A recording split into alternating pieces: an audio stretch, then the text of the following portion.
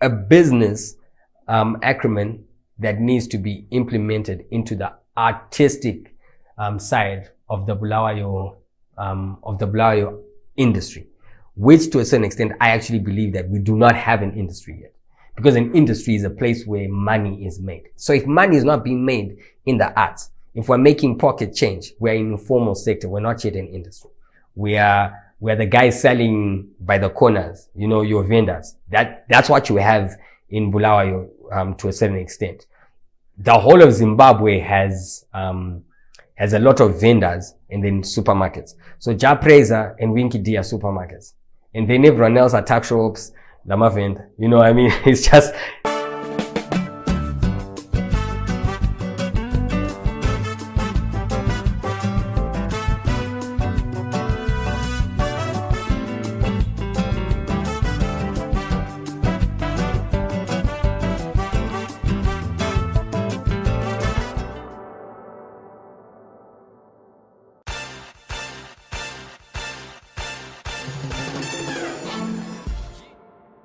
Right.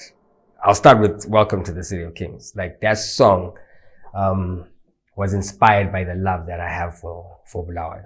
Like, I've grown up here, originally born in Harare, but I never stayed there. You know, I immediately came this side at a very young age. I think I was only like 2 years. So I started my life in Bulawayo. And from the time I was a young kid, I just loved the atmosphere of the city. I loved, you know, the different cultures that were represented in Bulawayo. You know, I mean, Bulawayo is predominantly held in honor and respect because of King Lobengula and all that kind of stuff, that heritage, you know. But then you also have all these other cultures. You got your colored people, you got your white people, you got your Shona people, you got your Kalanga people, you know, you got so many different cultures.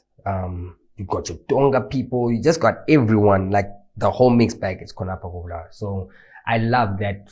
I think we're the most cosmopolitan city in Zimbabwe. Like, if you're talking about being cosmopolitan, having a lot of cultures interacting, it's here in Bulawayo. And that's why I did Welcome to the City of Kings. It was the first single I ever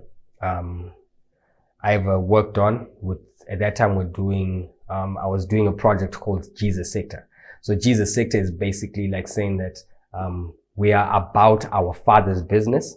So this is a company about Jesus, right? That is going to be doing things. So that is why that was the first single. And when you listen to the lyrics of the song, especially in the chorus, it says, "Welcome to the City of Kings, the city of talent, the city of dreams.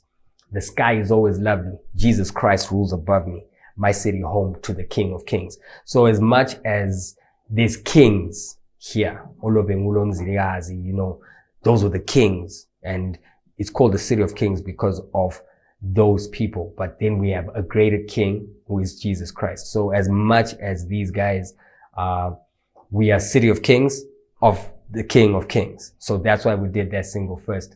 And yeah, it was just a one single that we did as Jesus Sector, because I then continued in the whole rap thing, because I was always a hip hop artist, but now I was now focusing on doing it with, you know, with the Jesus aspect in mind. And I don't think you can lose the culture per se of hip hop. It's just bringing the Jesus element into the culture of hip hop. It's just like any culture.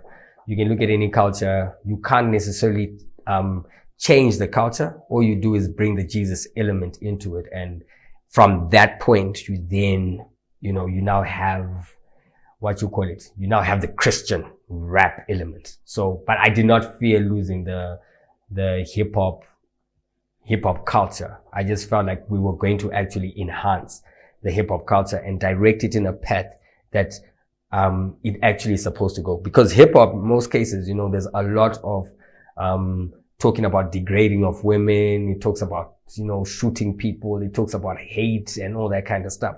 But when you bring in the Jesus element, you now then bring in the love element of what hip hop was initially created to be. Because when you think about when hip hop started in the late 70s, right? it was more of protest music that was there to build people, not to destroy people. But because when this culture, when people saw that this culture, you know, the capitalists, when they saw that this culture, my friend, has got a lot of following and it's got a lot of people behind it, let's take the same culture and let's use it against the people that we want to use it against. And especially, it's sad that mainly your black community are the people that are affected negatively by the hip hop culture in terms of the message that it brings out. So the Christian side then brings a balance to say, no, you know, you don't always need to listen to calling girls, you know, downgrading names, you know, calling them hoes and all that kind of stuff. And also looking at a dude and not looking at him like, you know, his life is not important. You can just pull out a gun and kill him. So I think for me, that's why I went on that path with hip hop, because I really feel like it was important for people to know that God, at the end of the day, is the one that created music, and there's no music that is devilish. The only devilish thing is the person behind the music. So yeah, I think the Grapevine, I mean, it was run by Naboth Rizzla, and it was, to be very honest, I think one of the biggest hip hop culture movement within Bulawayo. You know, Naboth had this dream of really pushing the culture of hip hop, you know what I mean, at an international level, and which is something that I feel was missed by the city as well. I mean, the movement really got a lot of people, you know, moving with the hip hop culture and enjoying it, but because there was no sustainability in terms of finances, in terms of funds, it didn't continue the way that it should have.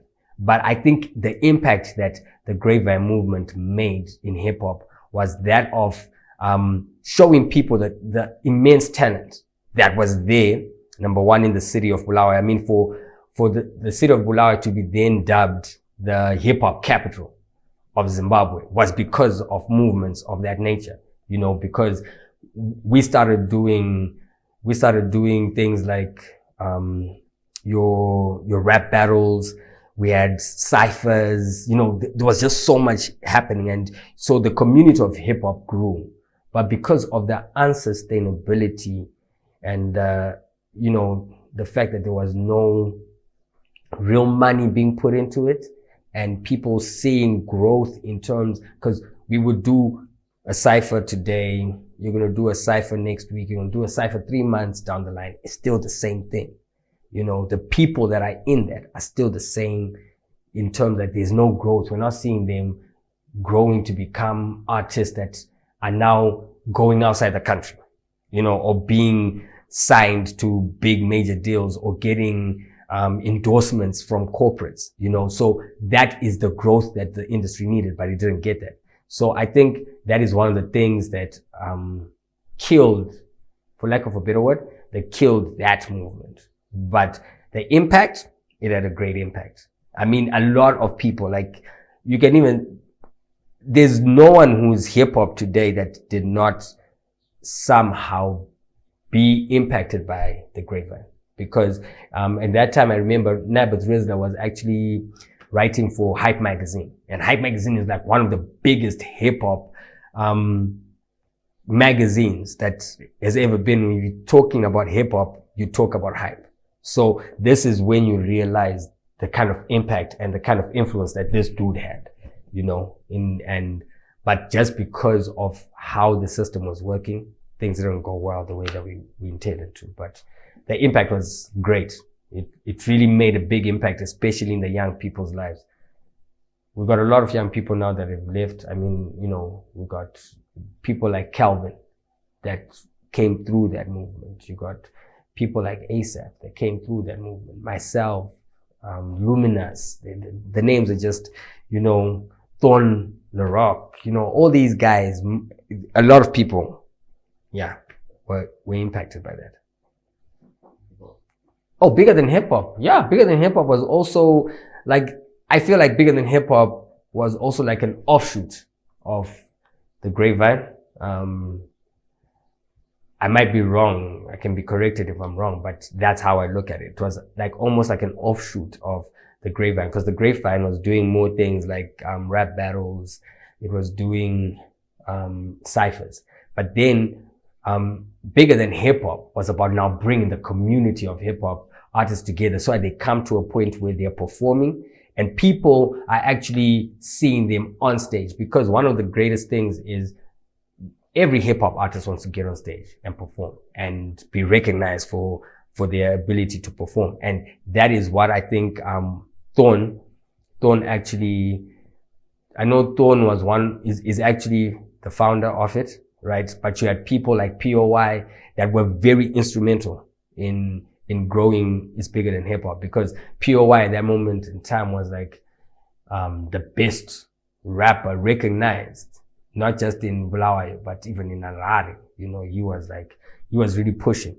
But like, I think, you know, the same issue happened with that movement, because people didn't see what the vision, or maybe the vision, maybe we are the people that did not, what's the word I'm looking for? We did not articulate the vision properly to the corporates or to the people around to say, okay, guys, this is what we're doing, and this is the direction that we're trying to go with this whole movement. Because a lot of people were impacted by that. I remember we would go to Cape to Cairo, and Cape to Cairo would be packed like this with artists from all over Bulawayo. You know, Shyne, people coming from the suburbs, the burbs, and you had everyone just mixing and mingling, you know, at It's Bigger Than Hip Hop. So that was also a very good initiative. But like I said, as long as there's no capital injection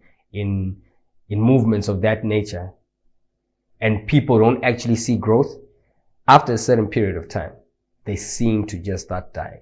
And that is the sad thing about it.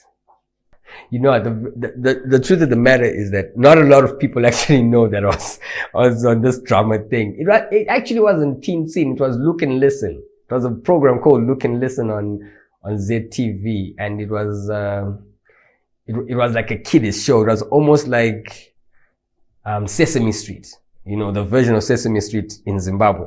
And it had this lady called Gogo. What was her name? Oh man, her name just jumped out of my head. But so we did a drama competition at school. I was in grade 4, and I auditioned for a part, but the part was not even a big part. It wasn't even the main character. But then I killed this guy. Like, I murdered this part that I was auditioning for, that the teachers were like, no, bruh, we got a part for you. We need you to be one of the main characters. Yeah. That's when I became a superstar, bro. So that's when I realized that, yo, I love acting. Acting is actually my first love. That's like, you know, I do music because I feel like I enjoy it. But my first love, the thing that I love the most, acting. Put me in front of a camera, give me a role, and yeah. So I'm just waiting for you guys to put me in when they decide to put me in, because I know they're afraid to put me in. Because the minute they put me in, I'm like Denzel Washington, bro. I can kill anything, bro. I can do anything. So I killed that part, and then because our drama was so good, we then got a slot on ZBC. So, bro, ZBC at that moment in time, bro, it was the biggest thing. SAPC. So it was just, yeah, I was a celebrity. My whole family watched it. I was getting phone calls from family in Harare, in Gweru, everywhere. We saw you.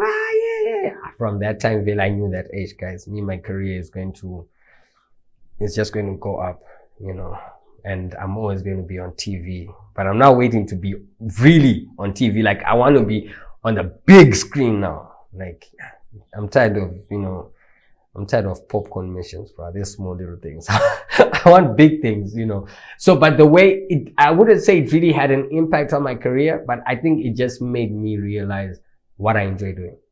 I love the arts. So after I did drama for a little bit, then when I went to high school now, that's when I kind of got introduced to dance. So I did hip hop dancing when I was at a school. Did that for a little bit. I was part of a group, and Ep10 Smooth was actually my leader in that group, right? So he was my senior in school and I was a junior. We were at Hamilton High School at that time. So we would go for all these shows, you know, Townsend, Montrose, you know, having girls scream for us guys. Having girls scream for you when you're dancing is really nice. So trust me, I enjoy dancing. So yeah, then after that, you know, kind of stopped, a lot of these things, and then just, yeah, then I think that's when I kind of started getting into hip hop, you know, but it was more on the negative side. It was all about, hey, that girl, I'm a player, yeah, what, but yeah, man, I mean, yeah, that's how far back my journey starts, when I was in grade 4. I've always loved it, but where I can say that, okay, this is where it really started, and I felt I was now growing was when I was in grade 4, and I became the main character of a drama that grade 7 people were trying to get on, and me as a grade 4 got main character. Guys, man, I'm good on. Anyway, yeah. I love telling stories. I love interacting with people. You know, I love that the ability of bringing something that is just an idea and making it into an actual thing and bringing life to it. That's what I love the most about the arts. But you see, that's the beauty about the arts. Artistic people don't necessarily need to be put in a box. You know, you can be, I think one of my favorite, one of the people that I follow and I love the most, apart from Denzel Washington, who's number 1. Then after Denzel Washington, my second guy is Chadwick. Like Chadwick was, I mean, after he did Black Panther, I mean, come on, who didn't love Chadwick? You know what I mean? Then after that, you watch 21 Bridges and he just kills that character. But then after that, the guy that I follow right now and I'm always just watching, I love him, is Jamie Foxx. Because Jamie Foxx embodies everything. Like everything that Jamie Foxx is doing. When I look at Jamie Foxx, I see myself, because the way that he's doing his things, his career and things like that is exactly how I would probably want to do my things. You know, I like how he's done a lot of acting, and then he kind of did music. You know, he started with things like sitcoms and things like that, came from sitcoms, went into doing things like, you know, started doing a little bit of music and movies, and then really did his music and then came back into acting. You know what I mean? And now he's doing TV shows, like Shazam. He's got this TV show called Shazam with his daughter. And I look at that dude and I'm inspired by his life, because he's never stopped doing anything that's within the arts. Everything is somehow linked. He's presenting a TV show, he's acting in a movie, he's doing voiceovers, you know, for cartoons. I mean, there's nothing that Jamie Foxx hasn't done that I do not want to do. So he's like I follow that dude to a T. Bro. Right. I've always had an interest in music ever since I was a kid. I mean, because I would always try and imitate Michael Jackson. Ow! I mean, that was like, I mean, come on, Michael Jackson was just like, everyone wanted to be Michael Jackson at some point, you know what I mean? So I think for me, Michael Jackson was that guy that made me fall in love with music. But then my interest for music, especially hip hop and what grew now when, I think in the 90s, when people like Snoop Dogg, 94, you know, when people like Snoop Dogg, Tupac and all these guys just started surfacing up, you know, B.I.G. and all that kind of stuff. That was like, okay. Then you had DMX, you had Busta Rhymes, you had, man, the list is endless. You know, I mean, there was just like this flood of this amazing talent coming from the States.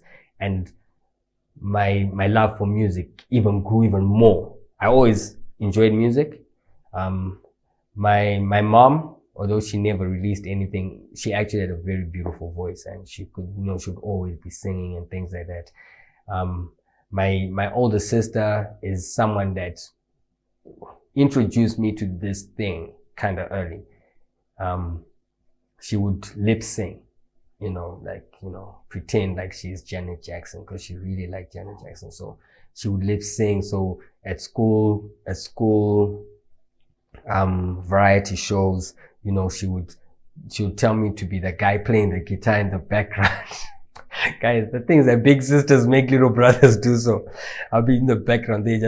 I wish if I'd known, Phil, that right now, one day I'll be sitting here and you ask me on this question. I wish there was like this catalog of footage, you know. So people, please take footage of your children doing things. They'll need it one day, you know. So, cause it's things like that I wish other people see. Say, okay, so this guy here has always been like this. He's always been this crazy, fun-loving person, because I've always been like that.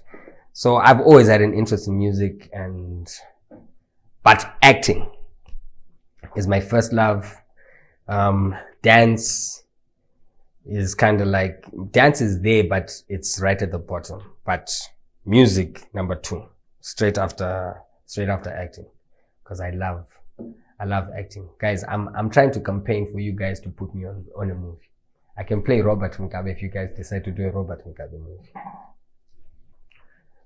I think I got to a point where, because I wasn't always a Christian, like I was a very rebellious young man. Yeah, I was very rebellious. No one could tell me nothing. You can't tell me nothing. But I really got to a point where I think I just took a step back, asked myself certain questions like, okay, doing all this stuff, where does it lead to? You know what I mean?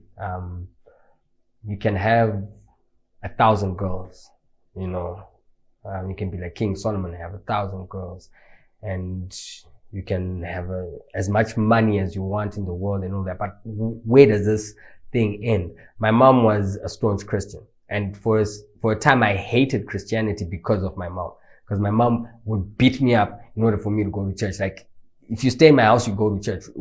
You've got no option. So I would get beat up. So I did not like God, you know, because I would always get beat up because of him. I'm like, my friend, this is all your fault. I'm in pain because of you. So me and God didn't have a good relationship. But then I think my mom was just trying to show us, show her children that, look, I've grown up and I've lived, and I've seen that the path that some of you are really trying to take is not going to lead you anywhere good.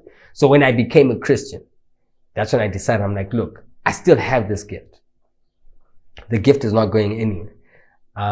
At first I actually thought, no, let me stop doing anything like rap music or acting and what, because it's all, they say it's the devil's things. You know what I mean? But I was like, no, I'm a Christian, and God has given me this gift, so I can still use the gift. So this is what then led me to start doing, I feel God is the one that led me to start doing music, doing dance. Because after that, we started a group called G Factor. That was in 2004. 2004, me and these are the 2 friends of mine.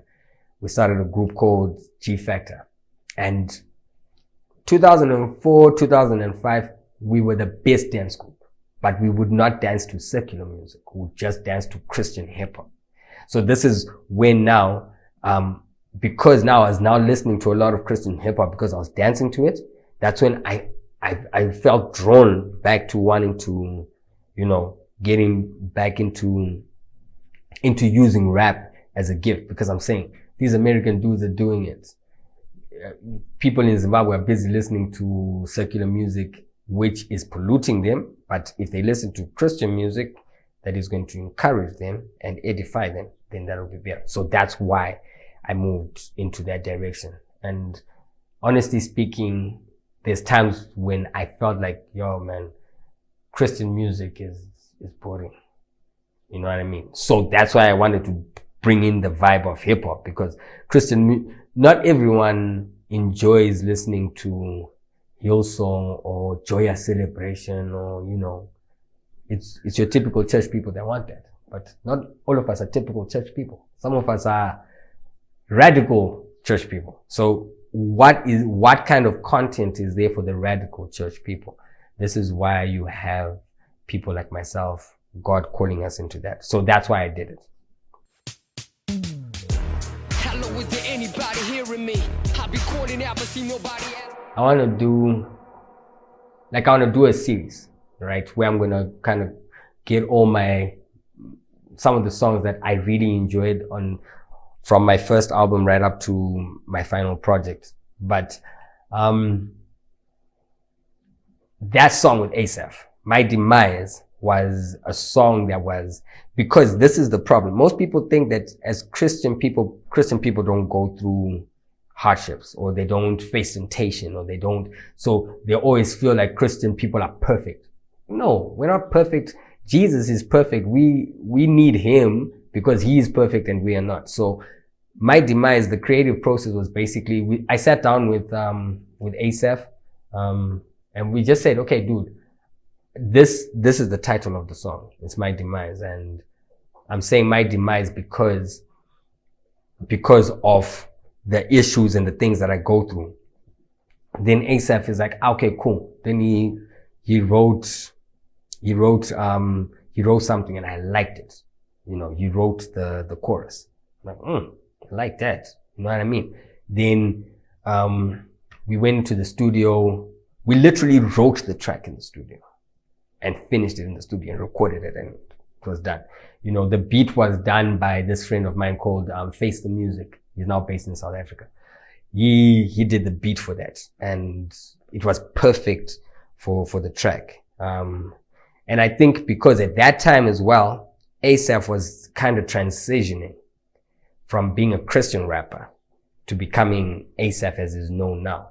Because at that time, you're still Quine Fire Asaph, but now he was kind of transitioning from becoming a predominantly gospel rapper to becoming a secular rapper. And the reason why I wanted him on the track was for that very reason, to say that just because he's doing secular music doesn't mean that he's not a Christian, you see, because we have that misconception that, hey, if someone is not doing music that's saying hallelujah Jesus, means that they don't know Jesus or they don't have a relationship with Jesus, which is a misconception. So my demise is that I got a demise because I'm listening to people. And at the same time, I also got issues dealing with me. You know, that's why the chorus will be like, how does that chorus go again? If I live by your rules, it's just like suicide. And the more I try is the more I die. Don't you know, you know, don't you know, you know, this is my demise. Because that's the thing. You're always trying to live by people's rules, what people are telling you, what people, because the church will tell you don't do hip hop because hip hop is from the devil, you know, and the world will tell you don't do hip hop because it's not for the church. Like, who put that? Who put that there? So it's a situation. And also, if you listen to my verse, mainly I'm talking about sin. I'm talking about how my demise is sin. This sin that is deep within me, but it's like, hey, I'm fighting with it. So it's like that scripture in Romans 7 that says the good that I want to do, I don't do, but the bad I don't want to do, I find myself doing. Oh, wretched man that I am. You know what I mean? I mean, this is Paul, the guy that wrote like 3/4 of the New Testament, talking like that. But then he gives us a solution to say the solution is Jesus Christ. So yeah, the creative process on that one, My Demise with Asaph, one of my favorite songs up to today. I love that song. I should do a series on My Demise. My music, what does it say about me? Honestly, I think my music just says that I'm an honest person, that I just tell the truth, you know. Yeah, that's what I feel, because that's what I'm trying to bring out in my music. There's a whole lot of times where I've caught myself when I listen to some of the songs where I'm emphasizing the fact that I'm not perfect. And I think I'm trying to bring that out in my music, because sometimes, you know, I meet young Christian guys, you know, that are also trying to get into into the rap music thing and all those kind of things. And, you know, it's like they almost, to a certain extent, try and put you on some pedestal that, oh, you know, T1nda, you know, you are the, you know, you are this perfect guy. No, I'm not perfect. I strive to be perfect, you know, but the thing is that I want to be honest in my music. So one of the things I think my music says about me, and the people that actually listen to my music and enjoy it will tell you that it's very honest. I'm just saying what I feel at that moment in time, whether it's, I'm angry, I'll bring out the anger in a song. If cause I remember the first time I released this, single called, They Mistaken. This one lady listened to it and like, why are you so angry? Right? But I was angry. It's an emotion. So Christian people will be like, well, you know, you're supposed to give a good energy. Anger is a good energy. It just depends on how you direct it. So I think that's what I strive to do. I'm always trying to be honest. So I hope that's what people get from my music. But that's what I think it says about me. And it also says that, let Christ do that. Yeah, that's what it says about me. Because everyone just be like, Pastor T, you know, because of my music. So I've already got a certain title. Like, I remember the one time Asaph was doing this thing called Berg Boys Weekend, and we went to the thing and get there. It was happening in a club, you know, and so people start asking me, what are you doing here? What are you doing here? What are you doing here? I'm like, why are you asking me that? What are you doing here? If you have a problem with me being here, why are you here? There's nothing wrong with that. So anyway, I performed my songs. But the funny thing is that on that day, one young guy actually gave his life to Christ. And this is what I did when I got on stage. I got onto the stage. I'm like, yo, before I do anything, I just want us to know that we are all spiritual beings. And at one point in your life, you have to decide where you're going to go. Let's go. And that was it. I didn't preach. I didn't say, give your life to Jesus Christ now, you're going to go to hell or what. But when I finished doing my songs, this dude comes to me and it's like, dude, you ministered to me. You know, I'm like, really? I'm looking around like, really? You know, and then anyway, after that, 2 weeks later, the guy looks for me. He's like, yo, bro, I just given my life to Christ. You know, I want to thank you for that day when I didn't even do an altar call. I didn't do that thing of, hey, if you want to give your life to Jesus, now come to the front, let's pray. I didn't do none of that. And I think that's the misconception that a lot of people think that, you can't minister to people in certain places, you know. God said, hey, go into the world. He didn't say go to the church. He says go into the world. But I'm not saying people should go into the bars unless God has given you what's the word I'm looking for? Has given you the unction, or has given you the order to go there. I can go into those places because of the kind of ministry that I have. So for instance, you're having a modeling show. I'll be there with non-Christians and Christians alike. I'll be there seeing half-naked girls. Am I tempted to lust? Sure, of course I'm tempted to lust. I mean, they are half naked. You know, so there's all these things, but then I have to be in a place where I know myself and I know the things that that can make me fall. This is why I'm always trying to say to people, guys, and I can fall just like anyone, you know, although God gives me strength to do certain things so I can continue doing his work. So yeah, I think my biggest musical challenge, to be very honest, is finding very professional producers. Yeah, that is my biggest challenge. And we'll start with that one because I feel like most producers, especially here in Bulawayo, are chasing money. So I will go to a producer and say, dude, let's work on a track. And because this guy is thinking about the rent of the place that he's working at, he wants to get as many people coming into the studio, right? So he's going to charge 10 or let's say $30 an hour, right? But he's hoping to get 5 people coming that day so that he can make his money and all those kind of things. So the way they work is very unprofessional because there's just so much going on in your mind. You're not concentrating on what I'm trying to work on. There's no project that I've ever done that I think was 100% what I wanted, or even close to 60%. Everything I've ever done, you know, to me, doesn't go over 60% of the quality and the production that, because when I go to a producer, I'm not going to a beat maker. It's different when you go to a beat maker, because a beat maker just makes a beat and gives you the beat. But you then have to find someone that knows and understands how to produce the track and feels the heart of the artist, so that when you are now putting this thing out, they'll be like, okay, no. When they're doing the mixing and the mastering, okay, no, you know what? I think this needs to be here. I think I did one track with Larynx that I actually will say that, yeah, this track was mixed, mastered, and engineered properly. Like, there was thought that was put into it, you know. But hey, most producers here, and I hope they change their mindset, because if they don't change their mindset, they're never going to grow. They are always going to be looked at as, you know, backroom studio dudes.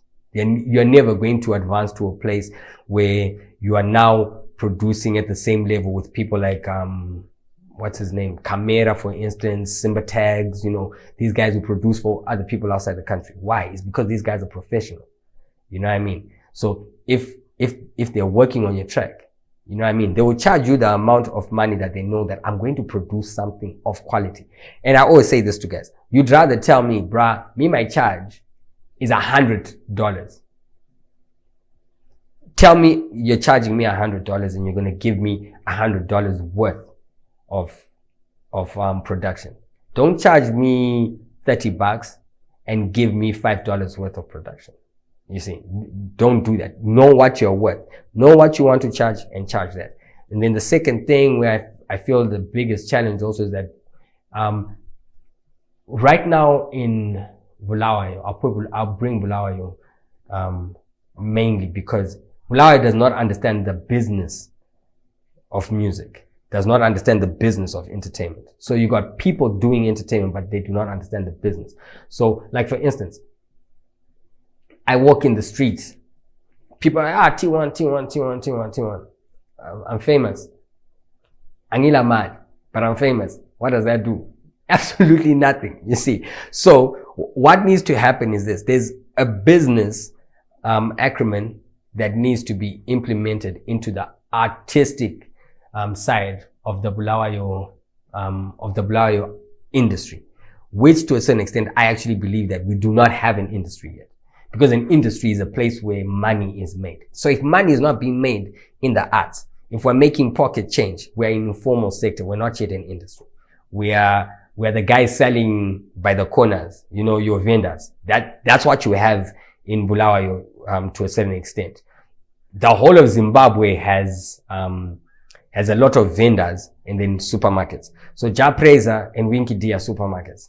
And then everyone else are tuck shops, you know what I mean? It's just, so there's no real industry, you know what I mean? Manufacturing, you know what I'm saying? Where we're saying we are grooming people and manufacturing them and wanting to make money off them. We are not doing that. Because tell me one artist from Zimbabwe that if you mention their name in any part of the world, even white people will be like, oh, I need to go to that dude's show. I don't know. Maybe I'm wrong. If there is, please show me. I really don't know of any. But why? It's because Zimbabwe is just focusing on Zimbabwe. They're not focusing on the world. Why is it that you can talk about that video and immediately you're having people overseas talking about, yes, we know Nigeria's got a big population and there's Nigerians everywhere, right? But it's not just Nigerians buying into Davido's music or Burna Boy's music. You know what I mean? It's not just that. It's white people, black people. I saw this one concert where, what's his name? Burna Boy was kind of like opening or something at this one show. It was just filled with white people, you know? And Why aren't we doing that? Because we don't understand the business. We don't put money behind things. So for instance, I struggle with that because, okay, number one, in order for my views on YouTube to really go up, I need to pay YouTube. You can't run away from that. That whole organic bull dust. You know what I mean? That whole organic, hey, you know, you gotta make it organically, what? It's crap. That's not how the world works. The world works via marketing. So you need to have a marketing budget that puts your product. So T1nda is a product. That's how we need to understand. T1nda is a product. Asaph is a product. Tshabz is a product. So we take that product, we put money behind the product. We create the picture that we want people to see from that product. And then people buy into the product. Why is it that when you walk into a shop, you're buying surf and not buying sunlight? It's because surf is constantly, every other brand of washing powder is called surf. Why? Because surf at one point in time was put millions of dollars behind their branding and marketing campaign. Tell me how many artists in Zimbabwe understand that? Very few, if not none. You see, so that's one of my biggest issues where I think I have faced. So this is why I'm trying to make a lot of money. So that when I'm now saying that I'm doing a branding campaign, I need to put in 50 grand behind this thing. But that 50 grand is going to bring me back 1 million. You see the way people should think, but people don't think like that. You got business people in Bulawayo, big business people in Bulawayo that do not even understand. They will say, we are the city of talent, we're the capital of talent and all that kind of stuff. What are you doing with it? You got a gold mine and you just say, I got a gold mine, I got a gold mine. And you're not investing in the gold mine in order to take the gold out and make more money with it. You see? So I think that for me is very sad that we don't have business people that are willing to say, okay, we're going to invest in the arts properly and make real money. Every single big label anywhere in the world, Sony, BMG, what, they put money into something. Jay-Z is not the best rapper because he's good. Jay-Z is the best rapper because he was put out there. And people saw him continuously. So if I keep telling you that this guy is the best rapper, yes, you can have, there's people that are not talented that are making millions of dollars. Why? Because they are put out there. They are put in your face and you are going to, whether you like it or not, you're going to buy into that person. So I think for me, those are the things that are stopping me as an artist to grow the way that I want, and other artists that I know that have really struggled in terms of saying that you can see their talent, but their talent just seems to barely pay their bills. You know what I mean? And it's sad because, I mean, I'll keep going back to the issue of my guy, Cal. I mean, Cal had a feature with Casper Invest. Look where Casper is now and look at where Cal is now. The vast difference. Why is that? Is because business people wanted to continue to keep Cal where he was. Why? For their benefit. So that when they call him and they say, we want to pay you for a show for $300, he will take it because he's got no option. Right? But if a business person had really come behind that dude and said, okay, dude, look, this is what we're going to do. I'm going to put in awunyezi uhambe makrosi. Into yakho lekuthi uyabuphuma endlini uhambe makrosi. Yaphela khona. Awuvunyezi upho ngwenza so. You are under contract. We're putting 100,000 behind you. We're buying you a house. We're buying you a car. We're making sure that all your bills are taken care of. All you need to do is produce music. I guarantee you Kelvin would have been the biggest thing out of Zim. But he wasn't, because Bulawayo keeps blaming Harare and saying Harare is not doing anything for us. But you got business people in Bulawayo that are sitting on their money and saying, Guti, so when they want you to come for a show, they say, yo, Phil, come through, play for me. But they're not willing to put money behind you. Black Coffee is amazing. But because Black Coffee had a team and had people with money behind him, he grew. Investment. As long as we run away from that thing, I will never have an industry in Zim, an entertainment industry, the way it's supposed to be. We'll never have it. I'm not releasing anything as T1nda, but I'm doing a lot of features. I featured on, I think, 4 songs. In fact, it wasn't like a feature. Luminous and I, my young brother, we did this, almost like an EP thing, but we're just going to release it out as singles. So we've already released 1 single called, Get Out of Here. There's another one coming out called, Press. There's another one. What's the name of that one? Red Strokes. And then I think, Reflections. That's with Luminous. And then I'm doing, a collaboration with this other lady called Dorothy. Dorothy, I'm doing a song with her. We recorded it, I think, last week. And then this other young guy from Gweru, we're doing another song with him. And then this other friend of mine. So I think about 7. So, but on all of these things, I'm probably just going to be doing, I'm doing features for now. I don't want to do anything that is, 8. And there's another track that, the one is called, The Name of Jesus. I don't know, But so I think there's about 8 features that I'm on. I'm not releasing anything that is T1nda right now. Like I said, I want to make money first. Then when I release a T1nda thing, it's going to be, so no, there's actually 9. And then my wife also wants us to do a song together. So, but it's her song. It's not mine. So that's 9. I think I'll be on 10 tracks in the course of the next 6 months. So tracks will just be dropping. So my name will be there, but it's not my song. I'm just featuring Nji. No, I actually don't. I actually don't write songs for other artists. To be very honest, the reason why I don't do that is because I don't have time to write. So like most of the times when I need to write, I need to get into my own space and like really focus on this particular song that I'm writing. That's it. I can't multitask and say like I'm going to write for me and I can write for that dude. No, we can brainstorm with someone. Someone can come and we sit down. They give me an idea for their song or whatever, and then we can brainstorm on ideas of how to articulate it. But I will not write it.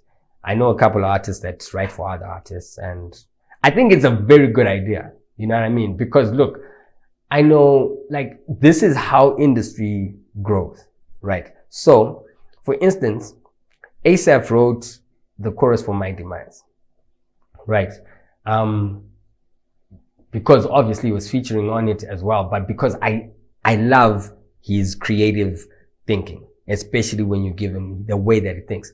My young brother Luminous has wrote how many choruses for me? 2, right? He's written 2 choruses for me because I will listen to a beat and I'll be like, okay, this needs Luminous. So Luminous, bruh, listen to this beat and tell me what you think. So then you'd write those, choruses for me. And because you have to find people. And I think I'm going to get to a stage where I'll have ghostwriters. I'm serious. Because, time to write, to sit down and write. Me, I'm unbiased. I don't pick people because, I like you. I just, the people that I actually, to a certain extent, listen to, and I listen to right now, is this dude called Fish McSwag. F McSwag. He's one of the dudes that I listen to. I listen to this boy called The Dog. I really enjoy his music. I listen to Asaph. I listen to Luminous. I listen to this girl called Kyla Black. Like, oh my God. That girl is amazing. Like, can you see what I'm saying? Like this chick is amazing. Kyla is amazing. I listen to Ryan Synth. When I want to listen to house, I listen to Ryan Synth. He's on my playlist. His new EP. I like it. Then let me see, who else do I listen to? I listen to a lot of Lecrae, obviously. Like DaGrape was on my playlist. And then, yeah, I think those are it. I don't really listen to a lot of artists. Like, I recycle my artists. I think that's where maybe I'm a bit shallow. I will listen to, there's this one song that I love by Moyo. It's actually on my playlist. The one she did featuring JahPrayzah, Kuterera. That song. Yeah. I'm not a JahPrayzah fan, but JahPrayzah brought it, bro. Yeah, he brought it. Yeah. So, and, I haven't listened to Winky in a while, but my favorite song from him, from his last thing, was Ep10. Yeah. I listen to that song because every single day I wake up in the morning, I look at myself in the mirror and I tell myself that, you know what, I'm leaving Egypt and I'm going to Canaan. So I like Winky D. Winky D is one of my favorite artists because of how he's a smart artist. Like, he's intelligent. When you listen to Winky D is not stupid. You know what I mean? He's intelligent. The way he puts his words, the way he puts his metaphors, and man, that guy, I would definitely love to have, I'd definitely love to do something with Winky D when I make my mind, because I know Winky D will be like, bro, we can do a song together. I see gaffer money marry gaffer. You know? So, I just want to give the gaffer his money, say, hey, bro, let's do a track together. How much you charge? 3 grand. You're 3 grand in him, cheese, I base up, but GG to check out video, what. Yeah. Because he's a very good artist. Right. I'm actually the co-founder of Sanctified Comedy Club. It was founded by a friend of mine and myself called Shyne. We started it 2013, actually. I was just doing a lot of things, you know. I'd done a lot of MCing, and most of the times I would be doing the MCing, people would just be cracking up and laughing and people would always tell me, like, after doing the MCing gig, they'll come to me and like, Bri should be a comedian. And I just told myself, I'm like, you know what, why not? Let's try it out. Then my friend comes through and he's like, yo, dude, let's start a comedy club. And we started it. Actually did pretty well, because I think I was in what you call, there's this newspaper in Harare. What was it called? Newsday. Yeah. Newsday. I was in the newspaper in Harare when I went and did a one-man show in Harare by a restaurant. You know, it was, Christian comedy was just kind of coming up. So the initiative behind that was that we wanted clean comedy. I enjoy laughing, but most of the times I can't listen to certain comedians because they're so vulgar, and you can't be sitting there with your mother and both of you enjoy this, because, hey, so we then decided, look, let's do clean, fun, you know, family content, that is not too harsh for your ears. And we realized that there was a lot of people that were looking for that kind of content, you know? And then, so it then started, but because when he left going to South Africa, I think I did like 2 shows, in Bulawayo. I did 1 show in Harare, and I did 2 shows in South Africa. So, because I was still on that hype of the comedy thing, but then because I kind of reverted back to doing music because I was now working on an album, so comedy took a side step. But the thing is that then I met up with this other boy called Dumisani. So we kind of got back into it together. Then his company, LOL Entertainment, actually right now is the one that is behind running Sanctified Comedy, right? Because that's him, you know, he's a comedian through and through, you know. And so the whole idea was to bring a lot of guys that enjoy doing comedy, but without it being vulgar. I mean, you got people like Umahlegisa, for instance. Umahlegisa, you go there, don't expect clean comedy. Expect comedy, vulgar. I mean, you know, and that's it. don't expect it. So, but they're different crowds. So Sanctified is more, clean Christian, but not necessarily just for Christians, because I mean, we've had people like, there's one time we did a show, there were a couple of people that came through, they were having their beers, enjoying what. It's so good. Like, there's nothing wrong with that, you know. But you're not going to hear saying, if you know, mother, if, what. You won't hear say things like that, you know, because that's not who we are. We'll have clean content that will make you laugh and is real to everyone. So that was the initiative for Sanctified. And I think we did a pretty good job with it. I think gender-based violence, especially when it comes to the men abusing the women, I feel it's uncalled for. Any type of abuse. Because I think sometimes we just think gender-based violence is violence, just, you know, punching someone, but someone can be abusively violent to someone, you know. You got a lot of people that are broken. I've got a lot of females around me, like, because growing up, I didn't grow up around dudes. You know, my dad, because he was working at the railways, would work out most of the times. My older brother was at boarding school, so I was at home with my mom, my 2 sisters, my 3 aunts, the maid, and I was the only boy. So I got to understand, like, you know, women talk a lot. So sometimes they'll just be talking and they'll be just sharing how, you know, men sometimes treat them and what, and all that kind of stuff. And I'll just be like, hey, I don't want to turn out to be that kind of a man, you know.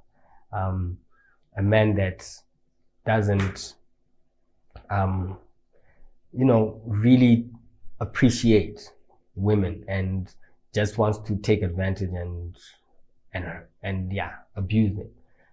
Physically, emotionally, mentally, and all those kind of things. That is something that I believe a lot of men do, but they don't do it because it's something that they want. I think sometimes they do it just because of how they've grown up and the kind of input that they've grown up. This is why with hip hop, a lot of guys, like when I used to listen to hardcore hip hop, I don't respect chicks. It was about, you know, the more chicks I have, that means I'm a man. You know what I mean? There's this one rapper, this Christian rapper called Bizzle. He says that in this one song, he says that if a man having a lot of chicks makes him a man, so if a chick having a lot of dudes doesn't make a woman, then we're hypocrites. We're having double standards. If a chick wants to have 10 dudes, and so it's okay, because us men can also have 10 chicks, you know what I mean, type of thing. So I think gender-based violence is something that's very ugly, because what it does is that it not only messes up the person that is being abused, but the people that are around that person also get messed up, because it's like a domino effect. Because therefore, so like for instance, if a woman is broken emotionally, she's not going to be a good mother to her son, and she won't be a good mother to her daughter. So then what's going to happen is that cycle just continues. But when boys are taught that, you know what, when you're looking at a girl, you're looking at your mom, you're looking at your sister, you're looking at your cousin, how would you treat them? You know what I mean? And we're taught those. And at the same time, the women are also taught to say that, you know, when you're looking at a man, look at that person as a brother, as your dad. And this is why fathers need to be good, because sometimes girls look at dudes in ugly ways because they're an abusive dad and things like that, you know. So gender-based violence is really, it's an ugly thing. I think it's straight out of the pits of hell, you know what I mean? It's there to break people, and then in turn it breaks families and breaks communities and then breaks the world. It's a domino effect. Look, now that topic, I really believe is a topic that needs to be really discussed and really sat down and people really understand, because this is my take. There's people that all they do is music. Then there's people that do music part-time. You know what I mean? So I have a 9 to 5, right? I work, and then I know how to play an instrument. So I come to the church and on Sundays, I go to church for practices on a Thursday, and then I'm Monday, I'm back to work. Those are people that are giving that as a form of service to God. This has got nothing to do. But then you got people that are musicians. This is all they do.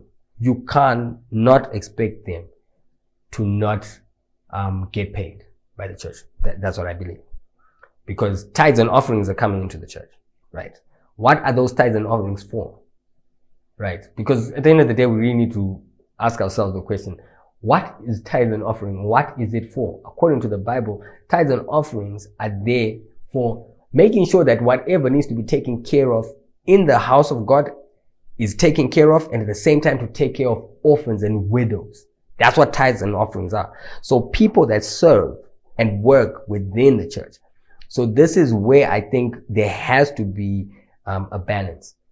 I can decide that I just want to give my service to the church as a musician. I can play the guitar. So on Sundays, I'll play the guitar. But then you got somebody whose livelihood depends on him doing music, right?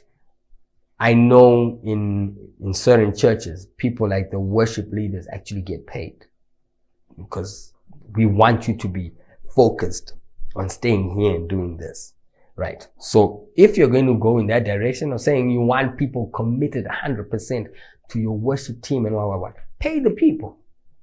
Because this is why you have a lot of Christian guys going to bars and playing in bars.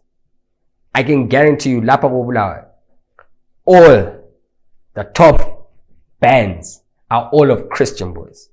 There's no band that is not, where you can say, hey, this guy learned playing instruments in the bar. All of them, I know them all, church boys. So they'll play in the bar on what? On Friday. They'll play in the bar on Saturday. Sunday they're in church playing. Is it a bad thing? I don't know. I really don't have. But I think if these guys were getting paid properly and had a way of sustaining them, they wouldn't be out there. But maybe some of them are out there because they just enjoy, playing in the bar. And this, they're getting money for it and it's enjoyable. That's another thing. So I think, pay the worship people if it's that kind of a setup. But wait, most of the times people are just giving off their service. It's a choice. Yeah, that's what I think. All right. Now, one thing I would definitely say to any artist, musician, rapper, singer, whatever, have a plan. You understand? Have a plan and understand what it is that you're trying to do. Don't think because you're talented that you're going to blow up. Because that's what a lot of people think. They think, I'm talented, I'm gifted, I'm going to blow up. No, have a plan, have a strategy. Look at this thing as a gift from God, but look at it then as a business of how it can actually sustain you and make you money.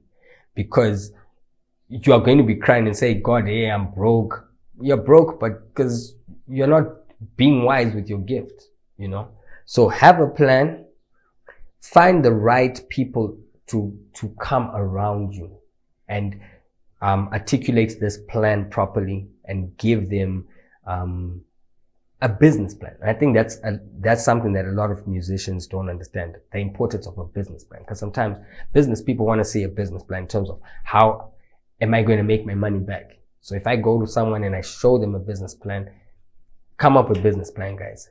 Do business plans.